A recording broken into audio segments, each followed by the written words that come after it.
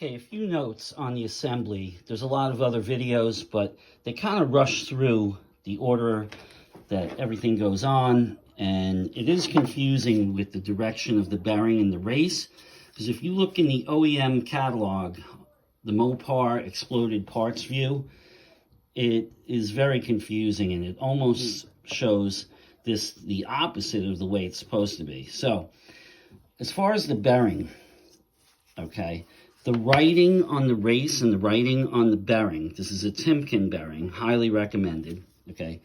This should go towards the center or the inside of the differential, not the outside. So, here's the order.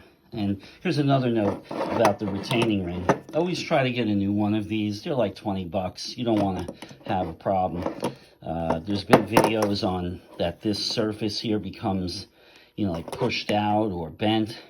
So I just got a new one. I don't want to do this job again. So also on these, do not get the dormant part. The dormant part has nuts and bolts here, and these are studs that are pressed in. Trust me, you don't want to have to put a wrench down inside between, the axle flange and the emergency brakes and try to hold that while you're tightening the nut here and pushing and holding the axle in. So I would not recommend the dormant part. Just get the OEM style like this, okay? I got a kit from Crown, okay? And it came with everything I need for one axle for $56 on Amazon. Came with this retaining ring. Well, I don't want to call it the ring because that's a different part. This is the retaining bracket, okay?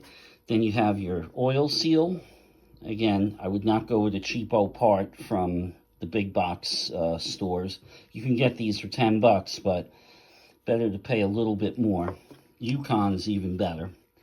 Okay, and then I already explained about the bearing and the race. This is made by Timken. Again, this came in this Crown kit. And then the retaining ring. This is pretty good quality compared to some of the other junk I've gotten. So, so the order is the retaining bracket, then goes the seal with the open part facing the inside of the differential.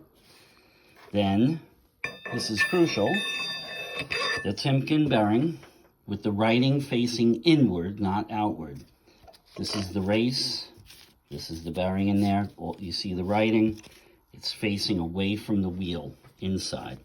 And then, it doesn't matter which direction, up or down, there is no up or down, the retaining ring goes on. So I'm gonna actually use an 1.25 inch black pipe with a T-fitting at the end of the black pipe to press this on, or I should say to tap it on. I'll show you that setup.